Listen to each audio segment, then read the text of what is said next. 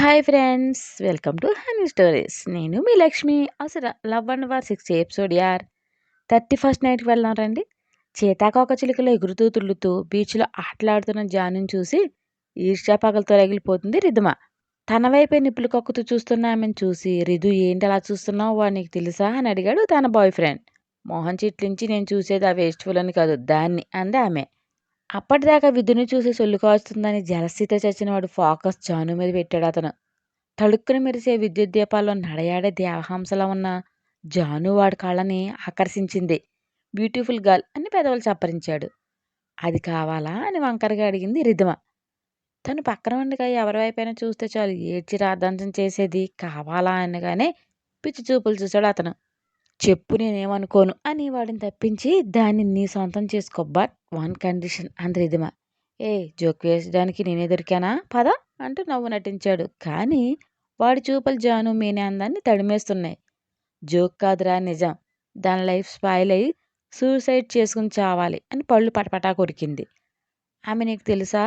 తన మీద నీకు పర్సనల్ కార్డ్స్ ఉందా అని డౌట్గా అడిగాడు అతను. అదంతా నీకు అనవసరం.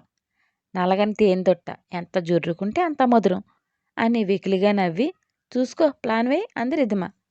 నిజమే రిధు, నువ్వన్నట్లు భలే ఉంది, నోరూరించి కౌజు పెట్టల అని లోట్లు వేశాడు. లేట్ ఎందుకు, వాడిని ఇసుకలో కూరేసి దాన్ని ఎత్తుకో, బట్ మీ ఇద్దరి మధ్య జరిగే ప్రతి మూమెంట్ నేను చూడాలి. అది మాత్రం గుర్తుపెట్టుకో. గ్రూప్ డాన్సర్గా ఉన్న నిన్ను మెయిన్ లీడ్లోకి తీసుకొస్తాను అని వాడికి ఆశలు రేపింది రిధమ. థ్యాంక్ యూ డార్లింగ్, నువ్వంటే చేస్తావు, అసలు మిస్ చేసుకోను అని. నువ్వు ఎంజాయ్ చేస్తూ ఉండు, నేను నా పనిలో ఉంటా అని పాకెట్ నుండి ఫోన్ తీసి తన బ్యాచ్కి కాల్ చేశాడు వాడు. పొగరుగా చూపుడు వేలుతో నోరు రబ్ చేసుకుంటూ, యువర్ ఫినిష్డ్ బల్బ్ పాప, టుమారో సూర్యోదయం నీకెంత వరస్ట్ అవుతుందో అని పందిముట్టిలా మూతి ముడిచి తల ఎగరేస్తూ తన బాయ్ ఫ్రెండ్ దగ్గరికి వెళ్ళింది రిధమ. తనతో వచ్చిన బ్యాచ్ రాగానే జానుని చూపించి ఏదో ప్లాన్ చెప్పాడు రిధమ బాయ్ ఫ్రెండ్. ఓకే, నీ దగ్గర ఇంజెక్షన్ ఉందా అని అడిగి డ్రగ్ దానికంటే వాడికిచ్చి పడుకోబెట్టి దానితో ఆడుకుంటే యమ మజాగా ఉంటుంది బ్రో అని ఊరాడు. గుడ్ ఐడియా, మీరు పదండి నేను వెనుక వస్తాను అని చెప్పాడు వాడు. ఓకే అని నలుగురు వ్యక్తులు జాను వాళ్ళ వైపు వెళ్ళారు. ఆడిన ఆటలు చాలు పదవే, మన కోసం క్రూజల్ వెయిట్ చేస్తుంది అని పట్టుపట్టాడు విదుర్. మార్నింగ్ వెళ్దాంరా, ఇప్పుడు ఇక్కడే ప్లెజెంట్గా ఉంది అని రాగాలు పోయింది. నైట్ అంతా రెస్ట్ తీసుకోకుండా తిరిగితే మార్నింగ్ ఏమీ ఎంజాయ్ చేయలేవు, సన్ రైజ్తో సహా చూసుకో అని నడుము చుట్టూ చేతిని వేసి దగ్గర కదుముకున్నాడు. మెడ చుట్టూ చేతులు వేసి ఊయల్లా ఊగుతూ ఇంకో హాఫ్ అన్ అవర్ అంతే అని నవ్వింది. హలో ఏం కపుల్స్ అని వచ్చారు. ఆ బ్యాచ్ని చూడగానే ఇద్దరూ కొంచెం దూరం జరిగారు. బ్రో కపుల్స్ కాదనుకుంటా, బాబు బుక్ చేసుకున్నట్లున్నాడు, మాకు షేర్ ఇస్తావా బ్రో? పేమెంట్ ఎంత అయితే అంత ఇస్తాం, చాలా టెంప్టింగ్గా ఉంది పోరి అని హార్ట్ మీద రుద్దుకున్నాడు ఒకడు. కోపం కస్సును లేచి ఏం కూసవరా కొడక అంటే కాలెత్తి పెళ్ళని గుండెల మీద తన్నాడు. విదుర్ అంతా వైల్డ్ రియాక్ట్ అవుతాడని ఎక్స్పెక్ట్ చేయక షాక్కి గురయ్యారు మిగిలిన ముగ్గురు. ఇసుకలో పడినవాడి అరుపులతో స్పృహలోకి వచ్చి రే మావాడినే కొడతావరా అని విదురు మీదకి వచ్చారు. వెంటనే వాళ్ళందరూ ముందుకు పిల్లబీటుగా పడి ఇసుకలో కూరుకుపోయారు. వీళ్ళకు 10 అడుగుల దూరంలో ఉన్న రిధమ బాయ్ ఫ్రెండ్ తన వాళ్ళని కొడుతున్న ఘాట్ని చూసి వాడి 6 సెన్స్ డేంజర్ బెల్లం మోకగానే వెనక్కి అడుగులు వేస్తూ పరుగులు తీశాడు. జాను చూసి వాడెవడో పారిపోతున్న క్యాచ్ హిమ్మని నచ్చింది. గార్డ్ వెంటనే పరుగు తీశాడు వాడి వైపుకి. కింద పడిన వాళ్ళని మెత్తగా రోటి పచ్చలా కుమ్మేసి గార్డ్ వెళ్ళిన వైపు వెళ్ళారు మిగిలిన ఇద్దరు. పదవిదురు మనం వెళ్దాం అని చేపట్టుకుంది జాను. ఇదంతా పక్కా స్కెచ్లా ఉందిరా, పద ఎవడో చూద్దాం అని వెళ్ళారు. విదుర్ డౌట్ అంతా జయంత్ మీదే ఉంది. తాము వస్తున్నట్లు జానుకు కూడా లాస్ట్ మినిట్ వరకు తెలియదు. దేవ్ ప్లాన్ చేసి పంపాడు, మరి వాడికి ఎలా తెలిసింది అని ఆలోచిస్తున్నాడు. ట్రైనర్ అయిన గార్డ్ వేగాన్ని వాడు దాటలేకపోయాడు. వాడు ఎగిరి జంప్ చేసి బ్యాక్ మీద తన్నగానే కింద పడిపోయాడు. గార్డ్ చేతికి చిక్కి పెనుగులాడుతున్నాడు విడిపించుకోవడానికి. వెంటనే కాళ్ళ మీద తన్ని నీళ్ళ మీద కూర్చోబెట్టి జుట్టు పట్టుకుని గుంజుతూ ఎవడవరా నువ్వు అని గద్దించాడు. ఏయ్ నన్నెందుకు కొడతావు, నేనేం చేశాను అంటూ అరిచాడు వాడు. నువ్వేమీ చేయకుండా వాళ్ళని కొడుతుంటే ఎందుకు పారిపోతున్నావు అంటూ వచ్చాడు విదుర్. ఏదైనా గ్యాంగ్ వార్ అనుకుని నాకు భయం వేసింది, అందుకే పారిపోయాను అని బొకాయించాడు వాడు. వీడి పాకెట్స్ చెక్ చేయండి అని బేస్ వాయిస్తా అన్నాడు విదుర్. ఏయ్ వదలండ్రా, నా పాకెట్ ఎందుకు చెక్ చేస్తున్నారు అంటూ తిరిగి విదిలించాడు. ఇద్దరు గార్డ్స్ పెర్రెక్కలు విరిచి పట్టుకోగానే మరో గార్డ్ పాకెట్ చేతిలోకి పెట్టి వెతికాడు. మెడిసిన్తో లోడ్ చేసిన సిరంజి దొరికింది. పైకి తీసి, సార్ పాకెట్లో సిరంజి పెట్టుకుని తిరుగుతున్నాడు అన్నాడు గార్డ్. ఇది డ్రగ్ ఇంజెక్షన్ అనుకుంటా విదుర్ అంది జాను. ఎవరికి చేద్దామని తెచ్చావరా అని దవడల మీద పీకాడు విదుర్. ఎందుకు కొడుతున్నావు? నా ఇష్టం, నేను చేసుకుంటాను. నీకు రీజన్ చెప్పే అవసరం నాకు లేదు, మర్యాదగా వదలండి అని రేగాడు. రాస్కెల్, ఏంట్రా అరుస్తున్నావు అని వీడి ఫార్స్ అన్నీ విరిచేయండి అంటూ రౌద్రవదంతో చెప్పాడు విదుర్. గార్డ్స్ రౌండ్ అప్ చేసి శుభ్రంగా టైడ్ సర్ప్తో ఉతికేశారు. వాడు గగ్గోలు పెడుతూ, కొట్టొద్దు చెబుతాను, ఒక అమ్మాయి మిమ్మల్ని చూపించి డ్రగ్ ఇచ్చి వల్గర్ ఫిక్స్ తీసి ఇమ్మంది, అందుకు మనీ ఇస్తానంది అని మాట తిరిగేసాడు. యారా, నువ్వు చెప్పే కాకమ్మ కథలు వినడానికి నేనేమైనా వెర్రి పశువులా కనిపిస్తున్నానా అని మెడ తిప్పుతుంటే వద్దు అని భయంతో అరిచి, రిధిమ చెప్పిందని వచ్చాం అని తిన కోసమని జాను చూపించాడు వాడు. రిధమ అనగానే మెడ మీద ఉన్న చేతులు తప్పించి, అది నీకెలా తెలుసు అని షార్ప్ లుక్తో అడిగాడు. మేమిద్దరం సీక్రెట్ రిలేషన్లో ఉన్నాము, తన ఫాదర్ తీసే మూవీలో నాకు అవకాశం ఇస్తా అని ఆశ పెట్టింది అని చెప్పాడు. కోపంతో బుసలు కొడుతూ షూకాలతో మొహం మీద పెడేలను తన్ని, అది ఎక్కడ ఉంది అని గద్దించాడు విదుర్. ఇదే బీచ్లో ఫ్రెండ్తో ఉంది అని నోటి వెంట సొంగలో బ్లడ్ కారుతూ చెప్పాడు వాడు.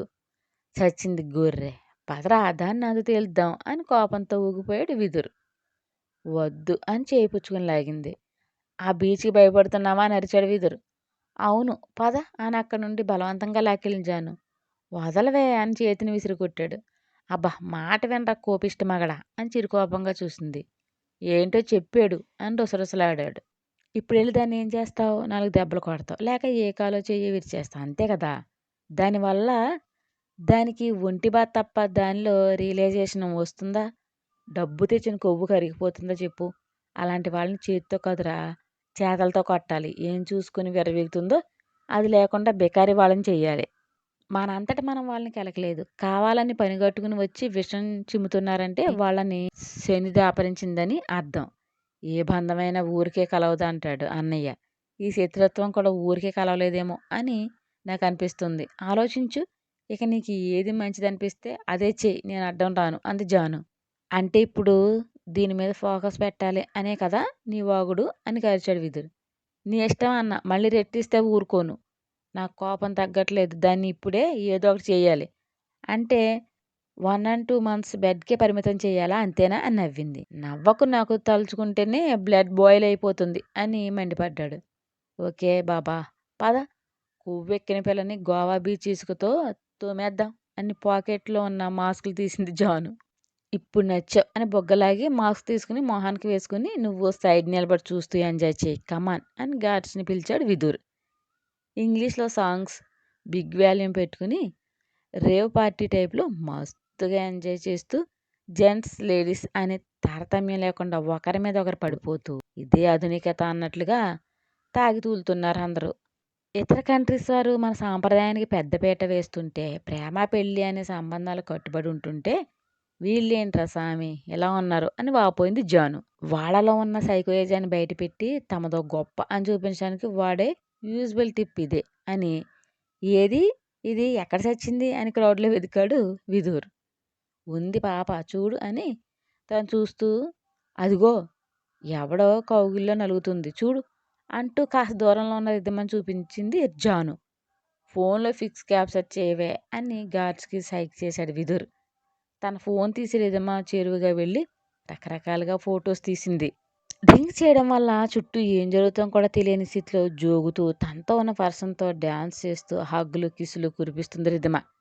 సిగ్గులేని జన్మ. వాడేమో సీక్రెట్ లవర్ అంట, వీడేమో పడక లవర్ కాబోలు. దీని బాబుకి ఇదేమో బేబీ, పరాయి ఆడపిల్లలు మిస్సులు, పెంజారి ఎడవ. కూతుర్ని సక్రమంగా పెంచడం రాదు కానీ మూవీస్ తీసి సమాజాన్ని ఉద్ధరిస్తాడంట బాట్కోగాడు అని కచ్చిగా తిట్టింది జాను. గార్డ్స్కి సైగ చేశాడు విదుర్. ఆ సైగా అందుకుని మెల్లగా క్రౌడ్లోకి వెళ్ళి రిధమ పక్కన చేరి చెవిలో హల్వీ డ్యాన్స్ అని హస్కీ వాయిస్ అడిగాడు.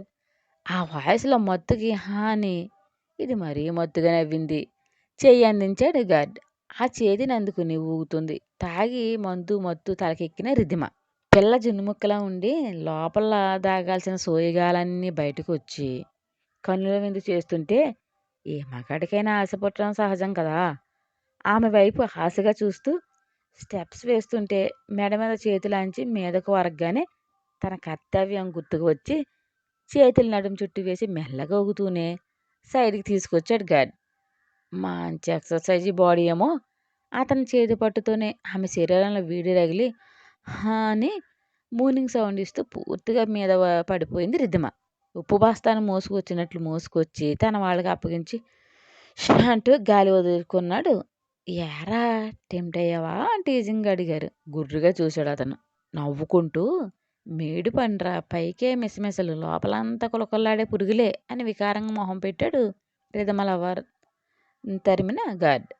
"నిజం చెప్పావు. ఇలాంటి వాళ్ళ వంపు సొంపులను చూసి తొందరపడి టెంప్ట్ అయితే దానికంటే దరిద్రం మరొకటుండదు. పదండి" అన్నాడు విదుర్. "సారీ సార్" అని అపాలజీ చెప్పి రిధమని తీసుకుని చీకట్లోకి కలిసిపోయారు. అలా ఒకరి చేతిలో నుండి మరొకరి చేతిలోకి మారుతున్న ఒంటి మీద సూయి లేదు పాపకు. ఆడపిల్లలో పిల్ల అనే పదం తీసి రాక్షసి అనే పదాన్ని యాడ్ చేసుకుని క్షమాధర్మాలు లేకుండా కుమ్మేశారు గార్డ్స్ అందరూ. ఒంటి మీద దెబ్బలు పడగానే ఎక్కిన మత్తంతా దిగిపోయి బాధకు తాళలేక అరుద్దాం అన్న నోటికి క్లాత్ కట్టేయడంతో కన్నీళ్లు జారవిడుస్తూ గార్డ్స్ కాళ్ళ మీద పడి కొట్టొద్దు అని రిధమ. విదుర్ సిగ్నల్ ఇవ్వడంతో కుళ్ళుబోడి వదిలేసి సక్కంగా పారిపోయారు. కసిగా చూస్తూ నా జాను షాడో టచ్ చేయాలనే ఆలోచన వచ్చినా వాళ్ళకి హెలెన్ చూపిస్తాను అని వెళ్ళాడు విదుర్. వెనక్కి ఉంచి ఉప్పెక్కేసి సాటిస్ఫై అయ్యావా నవ్వుతూ కాళ్ళాడించిన జాను. ఇష్టంగా మోస్తూ చంపొద్దేనే నీ గోల భరించలేక ఉపేక్షించా అని తమ బుక్ చేసుకున్న క్రూజ్ వైపు తీసుకెళ్ళాడు విదుర్. స్టోరీ మీకు నచ్చినట్లయితే ఒక లైక్ ఇచ్చి కామెంట్ చేయండి. ప్లీజ్ షేర్ అండ్ సబ్స్క్రైబ్ చేయండి బడీస్.